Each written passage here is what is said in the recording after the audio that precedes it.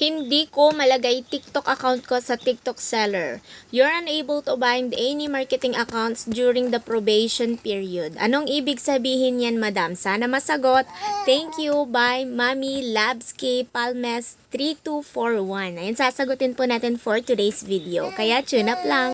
Hi guys, it's me, Jandy. Welcome back to my YouTube channel. So for today's video guys, sasagutin natin yung kanyang katanungan na si Mami Labski. So yung tanong niya, bakit hindi niya daw mabind sa marketing account doon sa TikTok seller? Kasi nga po mga guys, or mga madams ko, mga lalabs ko, hindi na po tayo as affiliate, hindi na po tayo po pwedeng mag-bind ng ating mga marketing account for now dahil po ang TikTok seller app po mga madams ay for sellers lamang po. So, ayun nga nag-update po sila na kailangan na po ng mga seller na mag-provide ng kanilang mga BIR and so forth. So, yun yung mga bagong update. Pero wag kang malungkot Mami Labs dahil meron pong panibagong update po ulit si TikTok para makapag-affiliate po kayo ng mas maaga. So, ang bagong update po mga Mami Labs ay magkaroon lamang po kayo ng 600 followers dito sa TikTok. So, ipapakita ko po sa inyo yung kanilang bagong update and requirements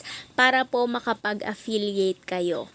At eto na nga yun mga Mami Labs at mga mga madams. Eto, yung unang requirements is meet our community guidelines. Dapat ay ma-meet ninyo yung community guidelines nitong dito sa TikTok. And pangalawa, have over 600 followers. So, kailangan mo lang mga madams, Mami Labs na magkaroon ng 600 followers.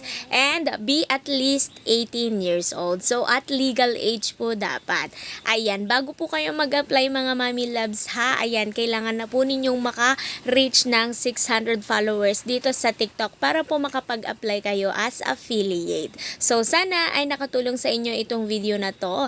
And next video mga Mami Labs ay papakita ko naman sa inyo yung video kung paano tayo mag-a-apply as affiliate kapag na-reach na po natin yung ating 600 followers. So, sana nakatulong po ang ating video. Please don't forget to subscribe, like, and comment down below kung meron po kayong katanungan, clarification, and other and so forth. So, ayan, dito na lamang po tayo muna. Ito po si Jandy and bye-bye now for now.